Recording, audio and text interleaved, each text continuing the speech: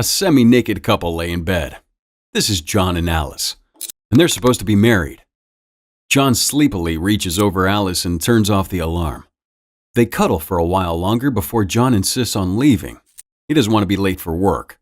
John shakily leaves for work on his bicycle. He arrives at the creatively named Laurel Springs office building. Everyone's at their desks as John rolls up his sleeves to begin work. A coworker in the adjacent cubicle greets him. Back at home, Alice preps for her interview, going through her answers as she dresses up. John, on his part, is already in the thick of things as a telemarketer. His boss passes by and observes John, who has just flunked a call. The boss offers some advice as John blames everything on the economy, but the boss has made his point and moves on. Alice steps up, facing 4 interviewers, as she gives her pitch. Ultimately, they reject her. At home, she goes through the classified section for job openings when Arnie knocks on her door, requesting the rent 3 days early. He seems to be attracted to Alice, checking her out as she bends over to pick something up. John is seen returning from work as Alice hands a check to Arnie. He frightens John as he leaves. John plays a video game as Alice gets herself up to speed on the status of their finances. To put it directly, the situation's not good. She discovers that after Arnie cashes their rent check, they would be overdrawn by $45. Ouch. That evening, John and Alice head downtown for a get-together with old school friends. When they arrive, they realize they're underdressed for the occasion. They both make comments about a woman named Peyton as they walk through the crowd. John tries to talk with Ricky, who's getting some drinks at the bar, but is ignored. Alice calls out to Louise and, by extension, Chuck from across the room. They hug and Chuck excuses himself to go to the bar. Chuck meets John at the bar while Alice and Louise decide to get drunk. At some point, everyone's dancing or showing off their moves. The night probably ends on a high because John pukes in the kitchen sink the following morning. They decide to head out for some grocery shopping. As they drive, John asks Alice about her interview, but suddenly a truck hits them, and they spin. However, they're unscathed, and the police are already there to question everyone involved.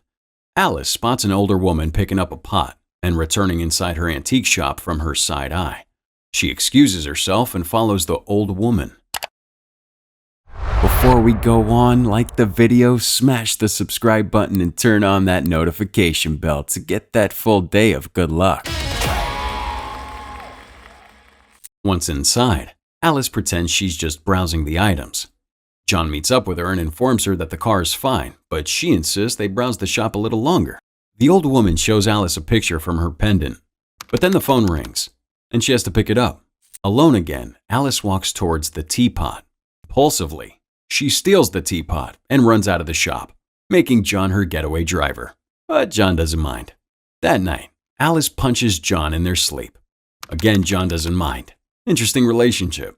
The next day, John is back at work, spending his lunch break talking with his coworker about their boss's escapades away from his wife, when she happens to pass by. At home, Alice is preparing for yet another interview. She uses a straightening iron to fix her hair but accidentally burns her scalp. And strangely enough, the teapot rattles. Turns out that the brass teapot is a sort of money pot. Alice tests her theory, burning herself again with the straightening iron, kicking a table, and even punching through the kitchen cabinet. Every time she experiences pain, the money pot gives back. In this case, cold hard cash. Meanwhile, John's in his boss's office and spots some red underwear amongst the files. His boss is trying to tell John that he's underperforming and that the company is downsizing, but eventually he gets to the point and fires John. John gets home to find the house ransacked. He calls out for Alice and eventually finds her, slightly unconscious in the bedroom. She insists that she's fine, introducing him to the magical brass teapot and explains everything. To prove her point, she slaps him, and out comes money. But it takes 2 more attempts to convince him. A very interesting relationship. The next day, Alice wakes up to a note. John has taken the teapot and is planning to get rid of it. He gets back to the store where Alice first found it, but it's a dead end, literally. Then he tries to sell it at an antique sale show, where a curator tells him on camera that the teapot is incredibly rare. Meanwhile, a certain Dr. Ling just so happens to be watching the antique show live. His attention is drawn to the item, and he moves to thumbtack the location of the find on his wall map. The curator at the show tags the teapot for potential buyers at $5,000. Back at home, John makes Alice promise that they won't go too far with this. But soon they're injuring themselves in all manners of ways to rack up the cheddar. They place their hands over the stove fire. Alice gets a painful waxing. John gets his tooth removed by a dentist the old-fashioned way. They both get a few painful tattoos. In the end, they're a couple $100,000 richer. Alice would like to take the money to the bank, but John shows his typically cautious side by citing the IRS and their issues. It doesn't end there, though. Alice seems to want some fetish love as she seduces John and tells him to spank her. It's a bit to make all the accrued money even out at $200,000. So naturally, the proceedings begin as they take turns spanking each other. John and Alice are hidden in the tall grass at Trudy's place, Alice's mom, as they smoke some drugs. Mary, Alice's sister, is also there with her husband and children. Trudy wants to know what John's up to and clearly doesn't seem to like him very much. The subject of bringing kids into the world is raised, and Alice tries to defend her position. Back at home, Alice and John are making themselves comfortable and playfully planning for the future when they hear a knock at the door. Alice hides the teapot under some cushions as John answers the door and is immediately assaulted by two Jewish men. They saw the pot on the TV and want to know where it is. They claim it belongs to their grandmother of blessed memory, the same old woman at the antique store. They proceed to beat up John in their quest to retrieve the pot, but Alice lies and pays them off with John's pain money. The couple decides to want to know more about the brass teapot and go to the library.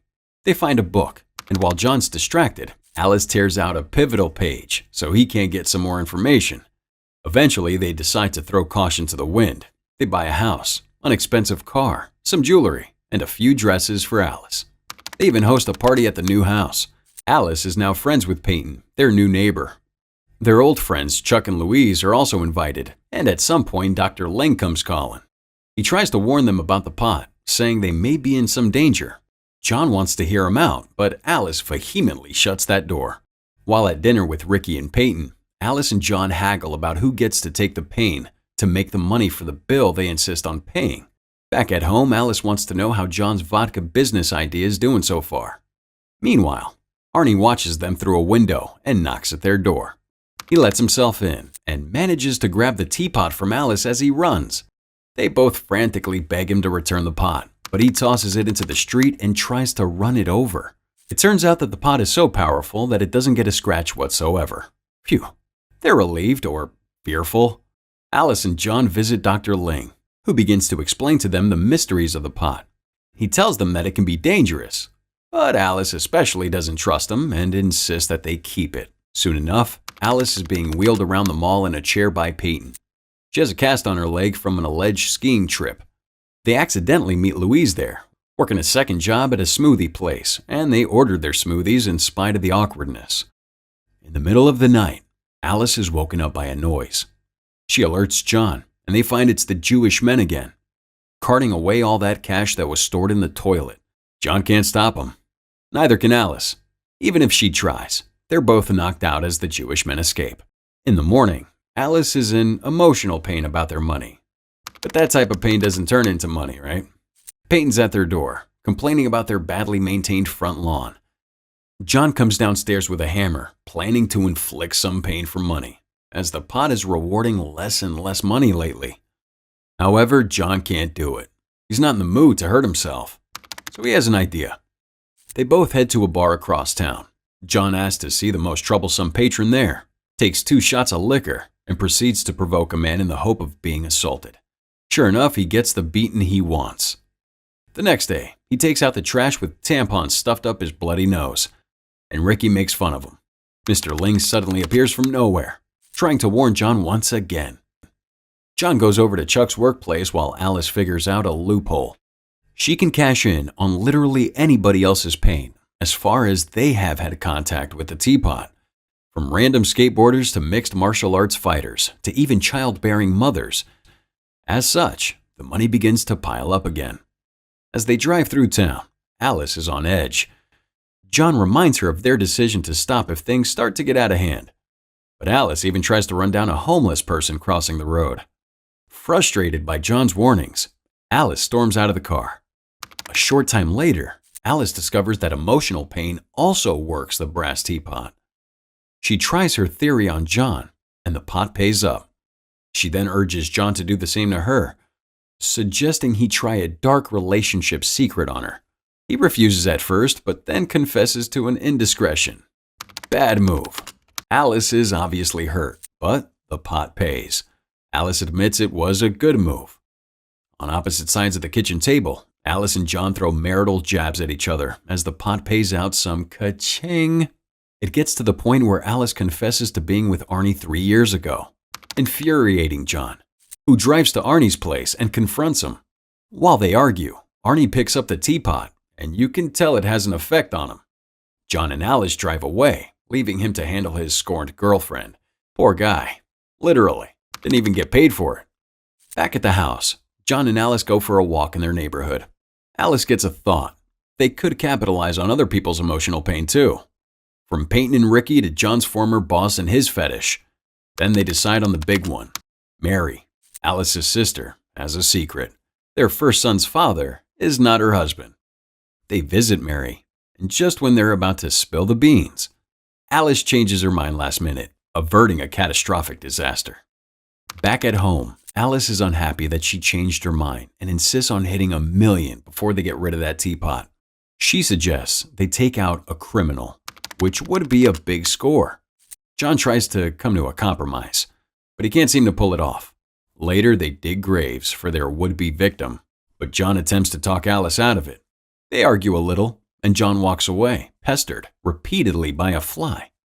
He walks down to Dr. Ling's motel room and asks for help, but Dr. Ling already senses it's too late and tells John that irrespective of what happens, he'll continue to chase down that pot like his ancestors before him. Back at the house, Alice showers. John takes the opportunity to grab the teapot, placing the torn library book page on the bed for Alice to see. John makes her promise to lose the teapot, but she hesitates.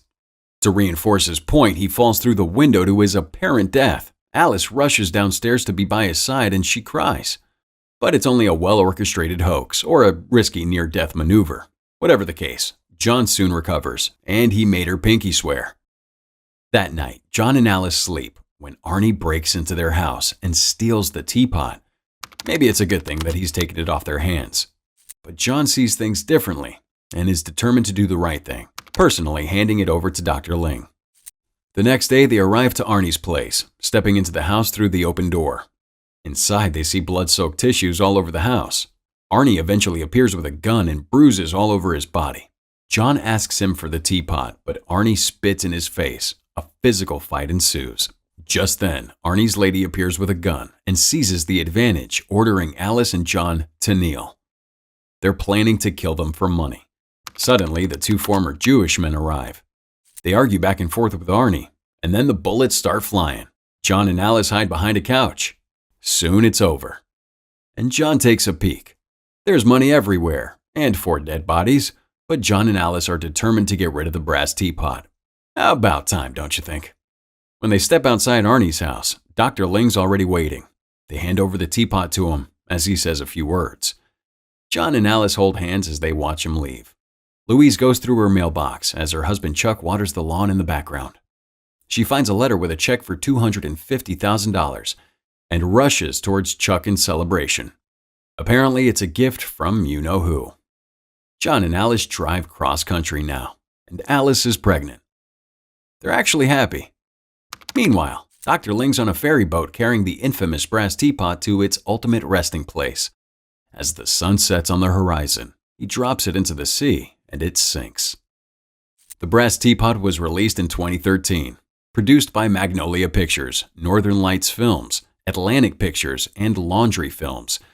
It starred Juno Temple, Michael Angarano, and Billy Magnuson. If you were John and Alice, would you have succeeded in managing things differently?